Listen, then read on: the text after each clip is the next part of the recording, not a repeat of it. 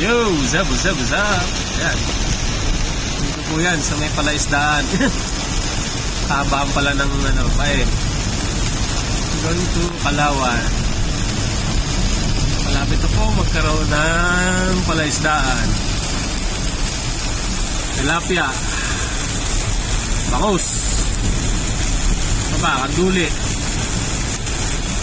Dito yan, malapit na. Disclaimer lang. Inisip ko lang yun. Heavy rain. Siguro naman, hindi na dulot to ng bagyong Maymay.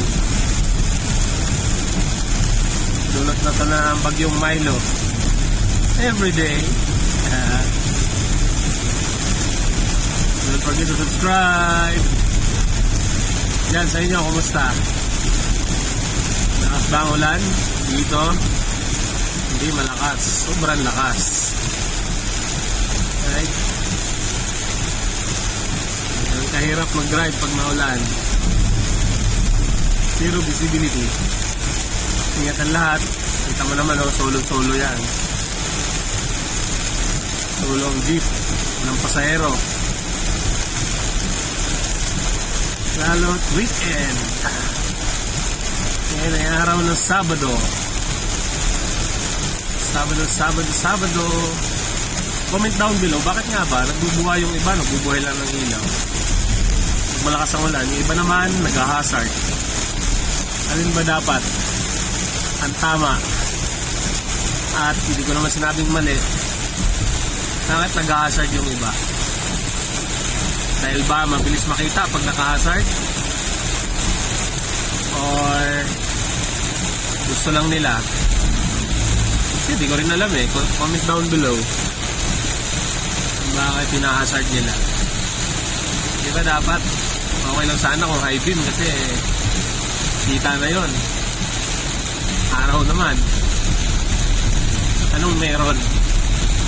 Bakit nag-hazard? Yung iba nga, hindi naka-park light eh. Hazard lang eh. Pero kita nyo naman sa kasalubong natin, oh. Nakailaw lang sila. Diba?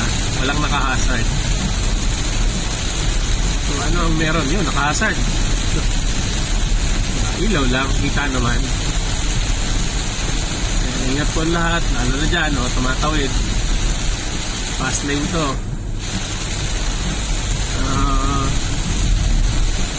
Ingat.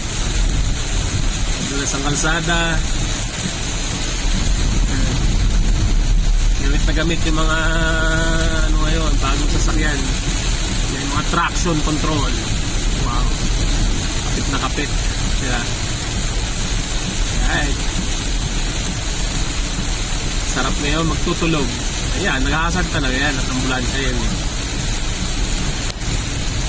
Sarap kumain ng champurado na may tuyo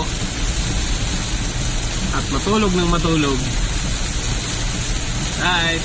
Keep safe everyone. Happy weekend. Bye bye.